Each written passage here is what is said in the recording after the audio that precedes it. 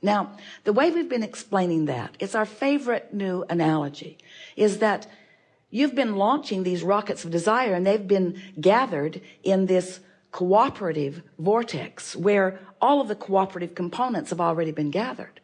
You are usually the only uncooperative component to your own desire, because you're looking for the facts of it. You're looking for the actuality of it. So you're not often a vibrational match to it. But nevertheless, it is yours. It's gathering on your behalf, and it's ready for you when you're ready. So sometimes you say, I'm afraid I will go to the dock and my ship will have already come in, or I'll get there too soon. I'll leave before it gets there. And we say, there's another and another and another and another and another, because the universe and law of attraction are always orchestrating yet another path of least resistance for you to close that gap between what you've identified that you want and the full realization of it, you see. So when we have conversations like this, it helps you to understand that your singular work is just your readiness to allow that gap to be closed. Your readiness to allow you to be inspired to the thought, word, and action that not only closes the gap that gets you to where you want to be, but gives you a really fun unfolding of life along the way.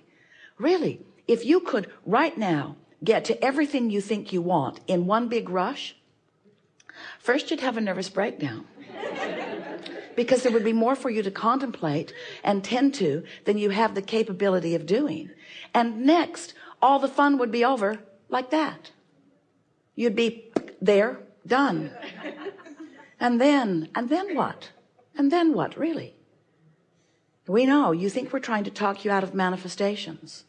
We're not. We're not trying to talk you out of the full realization of everything you want. But we're trying to talk you into fun on the way to them, because it's the fun on the way to them that is the majority of what you are we are always going to be about. You came into this life to be inspired to something that you have not yet realized, so that you could have the fun of following your guidance into the realization of it. And all of that is fun. Every bit of that is fun if you're not beating the drum of doubt and the drum of lack. It's really fun. Don't you love that fresh feeling of wanting something?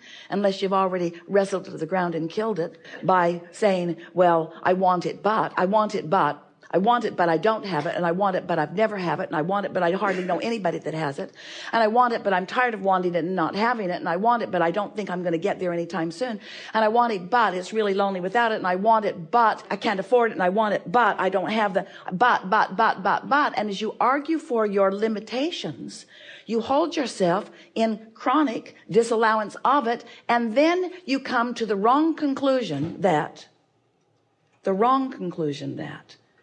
this feeling that you have that feels uncomfortable is because you don't yet have the manifestation of it. And that's not why you feel disappointed. You feel disappointed. You feel the negative emotion because you are vibrationally out of resonance with it, you see. So what we are saying to you is, if you can find a way to be in more vibrational resonance with what you want, you won't feel bad in the not having of it. And that scares you because you think, that's the trick you're playing on us, Abraham. You want us to find vibrational resonance with it so we don't feel bad about not having it, so that we will live happily in the absence of the things that we want. And we say, that can't be true. You can't live in the absence of the things you want if you're living happily ever after in the absence of the things that you want, because the happy factor means you're in resonance with the allowing of it, so it's on the way. And you got to be feeling good about it being on the way even before it gets there. Did you ever take a trip somewhere? Get out on the highway. It's going to be a driving trip. There you are, 1,000 miles from where you intend to be. This is awful. This is just awful being way over here, away from where I want to be. You say to the airline flight attendant, sucks. I'm still in the airspace over my city. The flight attendant would say, it won't be long. Well, it'll be too long for me. I believe in instant manifestation. I don't want there to be any journey to anything. I just want it boom, want it boom, want it boom. And we say, take all the fun out of life. If you could do that, don't worry, you can't. You cannot close that gap to nothing, because the fun is in the bringing yourself into vibrational resonance with what you want. And in the process, you're going to keep refining it and refining it and refining it and refining it, so that we can happily announce to you, you're never going to get it done. And we want that to be a good thing to you, not a bad thing. I'm never going to get it done. Kill me now. I'm tired. And we say, you're only tired because you're in resistance. If you weren't in resistance, you wouldn't be tired. Well, now we've told you everything we know. And we think that you have been listening to us long enough that you're up to speed with what we just said, yes? You create your own reality. You're a vibrational being. You're emitting a signal all the time. Your signal equals your point of attraction. So we tell you about this vortex where the vibrational version of what you want and who you really are resides. But there's not just this vibrational version. There's this me standing in my physical body, real time, real space, reality version of me, right here, right now. See it, hear it, smell it, taste it, touch it version of me. And I'm standing here, and you can tell me all you want, Abraham, that what I really want and who I really am is over there in some nebulous mist. But I want that to come over here where I am. I don't want it to just be an idea. I want it to be something that I can experience with all that I am physically, and that others could even witness if they were looking in my direction.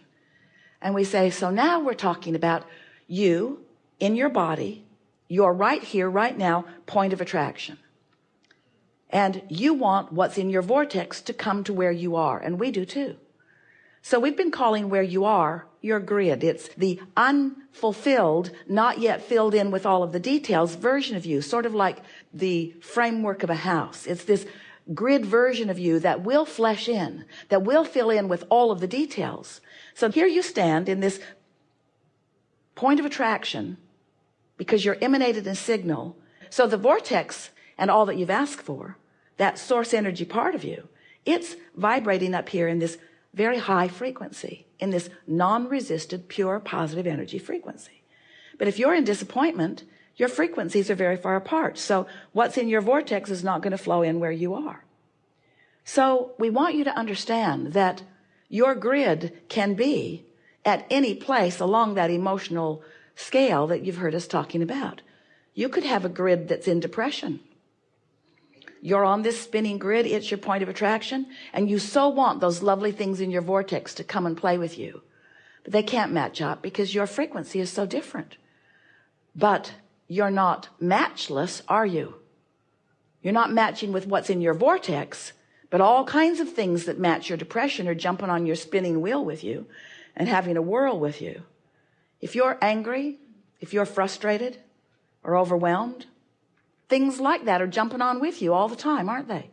And you're saying, where's the stuff that's in my vortex? And we say, at a different frequency. Well, it should come over here with me. It should come to where I am. If what I want would come to me, I would increase my vibration right away. If you'll give me what I want, I promise you I'll feel really good. And we say, you got to find a way of feeling really good, because you got to raise that disc, that vibrational disc, that grid disc, that point of attraction. It's somewhere. And if you want to know where it is, just pay attention to who's jumping on with you. Jerry used to say, Abraham was talking about righting the wrongs of the world. I think that there should be islands of incarceration. So the rapers all go to one island and do it to each other, and the murderers all go to one island and do it to each other, and the thieves go to one island and do it to each other. Seems like perfect justice. And we said, you already have those islands. Very upsetting to the group. How does the murdered get on the same island with the murderer? They've found the same vibrational frequency. Now we know that it feels like the victim and the victimizer are different frequencies.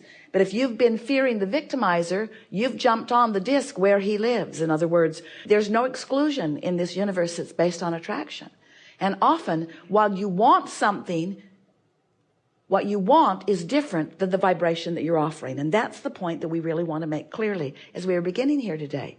Your grid may not and often is not matching what's in your vortex. And that's why you can't be the realizer yet of what's in your vortex of creation, in the vortex where the source within you dwells, in the vortex where the whole of who you are is.